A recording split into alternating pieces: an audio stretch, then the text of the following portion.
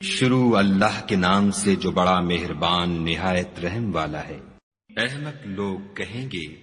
کہ مسلمان جس قبلے پر پہلے سے چلے آتے تھے اب اس سے کیوں منہ پھیر بیٹھے؟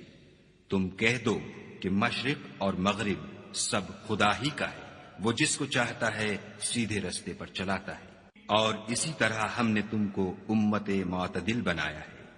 تاکہ تم لوگوں پر گواہ بنو اور پیغمبر آخر الزماں تم پر گواہ بنے۔ اور جس قبلے پر تم پہلے تھے اس کو ہم نے اس لیے مقرر کیا تھا کہ معلوم کریں کہ کون ہمارے پیغمبر کا تابع رہتا ہے اور کون الٹے پاؤں پھر جاتا ہے۔ اور یہ بات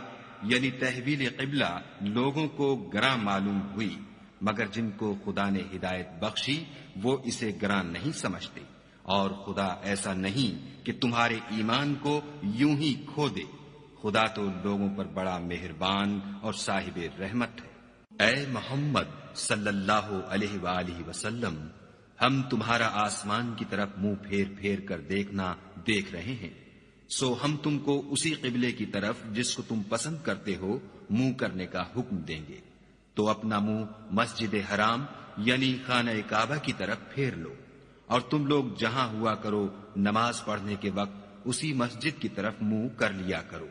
اور جن لوگوں کو کتاب دی گئی ہے وہ خوب جانتے ہیں کہ نیا قبلہ ان کے پروردگار کی طرف سے حق ہے، اور جو کام یہ لوگ کرتے ہیں خدا ان سے بے خبر نہیں۔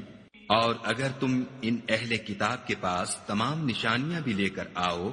تو بھی یہ تمہارے قبلے کی پیروی نہ کرے، اور تم بھی ان کے قبلے کی پیروی کرنے والے نہیں ہو، اور ان میں سے بھی بعض کے قبلے کے پیرو نہیں۔ اور اگر تم باوجود اس کے کہ تمہارے پاس دانش یعنی وحی خدا آ چکی ہے ان کی خواہشوں کے پیچھے چلو گے تو ظالموں میں داخل ہو جاؤ گے۔ جن لوگوں کو ہم نے کتاب دی ہے وہ ان پیغمبر آخر الزماں کو اس طرح پہچانتے ہیں جس طرح اپنے بیٹوں کو پہچانا کرتے ہیں، مگر ایک فریق ان میں سے سچی بات کو جان بوجھ کر چھپا رہا ہے۔ اے پیغمبر، یہ نیا قبلہ تمہارے پروردگار کی طرف سے حق ہے، تو تم ہرگز شک کرنے والوں میں نہ ہونا، اور ہر ایک فرقے کے لیے ایک سمت مقرر ہے جدھر وہ عبادت کے وقت منہ کیا کرتے ہیں، تو تم نیکیوں میں سبقت حاصل کرو۔ تم جہاں ہوگے خدا تم سب کو جمع کرے گا، بے شک خدا ہر چیز پر قادر ہے۔